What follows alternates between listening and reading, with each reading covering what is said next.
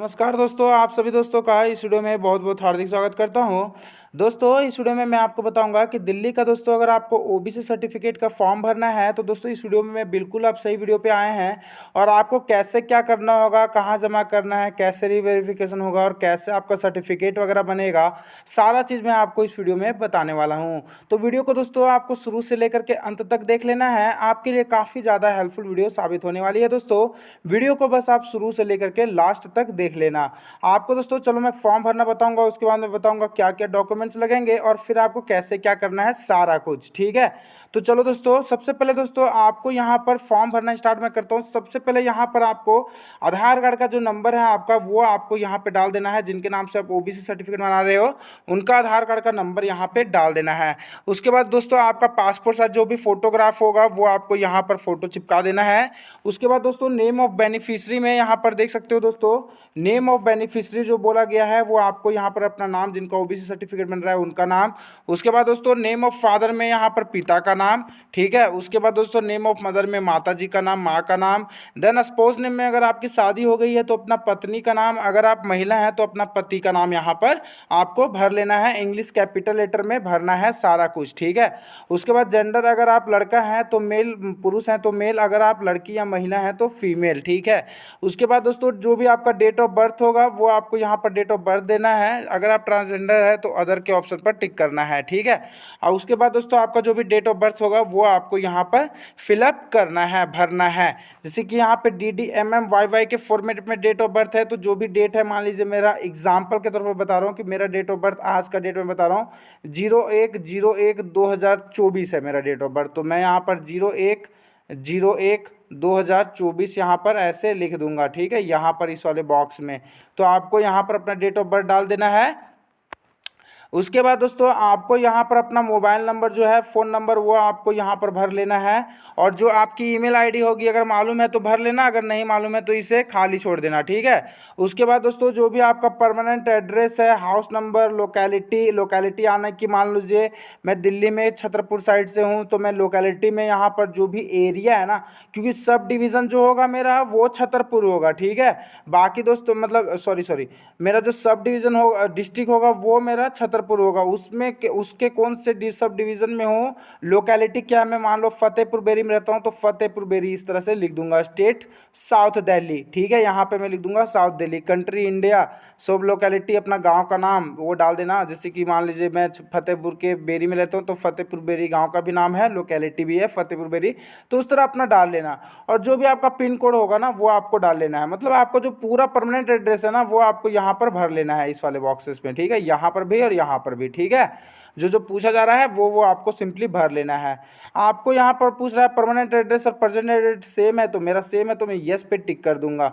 ऐसे ही टिक कर देना है। उसके बाद फिर से दोस्तों आपको ये भरने की ज़रूरत नहीं है। अगर आप यस पे टिक कर देते हो तो आपको ये भरने की ज़रूरत है ही नहीं। ठीक है, उसके बाद दोस्तों details required for issuance of OBC certificate. ठीक है, तो यहाँ पर आपको लिख रहा है please select any one of the following 4 categories that you fall in. ठीक है, तो यहाँ पर आपको जो चार कैटेगरी है ना, मैं यहाँ पे जूम कर देता हूँ आपके सामने, ABCD, इनमें से अगर 4 कैटेगरी में एक चीज़ कैटेगरी में आपको शामिल होना है। मान लो यहाँ पे इनमें से अगर एक भी कैटेगरी में आप शामिल नहीं होते तो आप ओबीसी सर्टिफिकेट हालांकि नहीं बना सकते। तो बाकी दोस्तों देख सकते हो यहाँ पे पूछा जा रहा है family residing in Delhi since prior to 1993 या OBC certificate issue to brother, sister या फादर इन या ब्लड रिलेटिव में किसी भी व्यक्ति का, अगर आपका दिल्ली में ओबीसी किसी भी व्यक्ति का ओबीसी सर्टिफिकेट बना हुआ है, ये आपको यहाँ पे पूछा जा रहा है।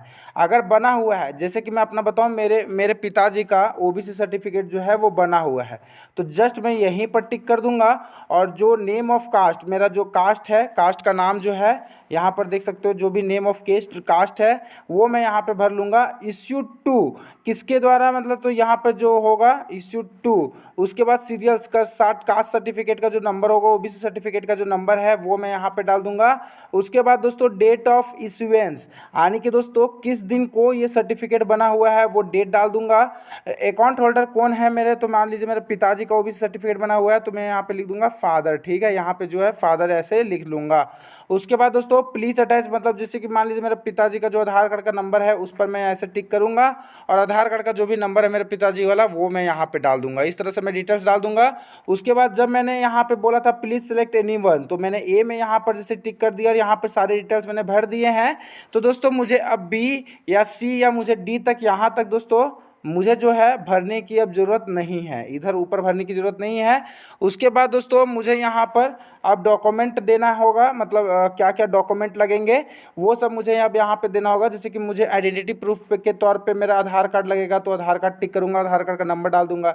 Identity proof of parents, parents का आधार कार्ड मुझे देना है, तो मेरे पेरेंट्स का वोटर कार्ड है, तो मैं वोटर कार्ड के ऑप्शन पर क्लिक करूँगा, वोटर कार्ड का एपिक नंबर जो होता है वो मैं डाल दूंगा।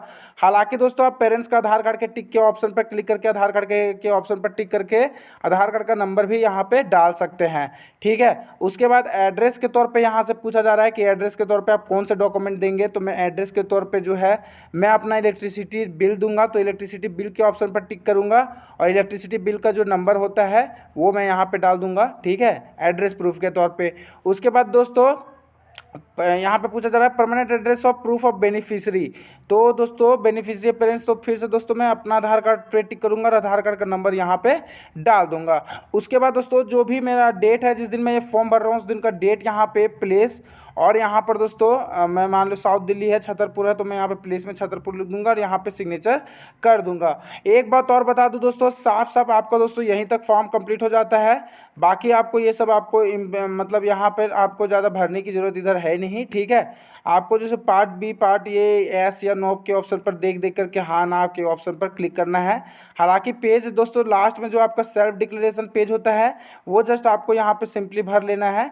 आपको जस्ट अपना यहाँ पर नाम, अपने पिता का नाम, एज, RO मतलब कि दोस्तों यहाँ पे अपना जो भी है मतलब रेजिडेंस ऑफ जो है एड्रेस आपका जो है वो आपको RO के इस लाइन में भर लेना है, विलेज पोस्ट वगैरह जो भी है आपका वगैरह वगैरह। और फिर से दोस्तों आपको यहाँ पर जो है डेट, फिर से प्लेस और सिग्नेचर यहाँ पे कर लेना है, ठीक है।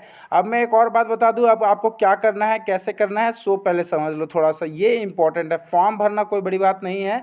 आपने जो जो भी डॉक्यूमेंट्स यहाँ पे सब सेलेक्ट किए थे, मतलब यहाँ पे 14, 15, 16, देखो यहाँ पे दोस्तों जो आपने यहाँ पे भी 13 नंबर में भी मान लीजिए अपने फैमिली में, मान लीजिए मैं अपना पिताजी का जो OBC सर्टिफिकेट मेरा बना हुआ था मेरे पिताजी का, तो मेरा पिताजी का OBC सर्टिफिकेट की फ़ोटो कॉपी प्लस दोस्तों आइडेंटिटी प्रूफ ऑफ अपना फ़ोटो कॉपी आधार कार्ड का, पेरेंट्स का आधार कार्ड का फ़ोटो कॉपी, फिर इलेक्ट्रिसिटी बिल का फ़ोटो कॉपी, सभी लेकर के दोस्तों आपको आपका SDM ऑफिस लेकर के जाना है। इस फॉर्म को साथ में और भर करके वहाँ पे आपको वेरिफिकेशन कंप्लीट करवा के मतलब वहाँ पर जमा करना है, वेरिफिकेशन कंप्लीट करवा लेनी है। ऑफलाइन जा करके आपके जो भी सब डिविजनल ऑफिस पड़ता है, जैसे मेरा छतरपुर में, तो छतरपुर जाऊँगा और वहाँ पर मैंने करवाई थी, तो वहीं से दोस्तों आपका जो है सबमिट वगैरह हो जाएगा। फिर दोस्तों आप अपना जो सर्टिफिकेट है, हालांकि दोस्तों E-डिस्ट्रिक्ट की ऑफिशियल वेबसाइट से फिर 13-14 दिन के बाद जब बन जाता है तो डाउनलोड कर सकते हैं। दोस्तों ये थी पूरी वीडियो। अगर कोई भी डाउट आती है इस वीडियो से रिलेटेड तो आप मुझे नीचे कमेंट कर सकते हैं। वीडियो देखने के लिए आपका बहुत बहुत धन्यवाद। Thank you, thanks for watching the video.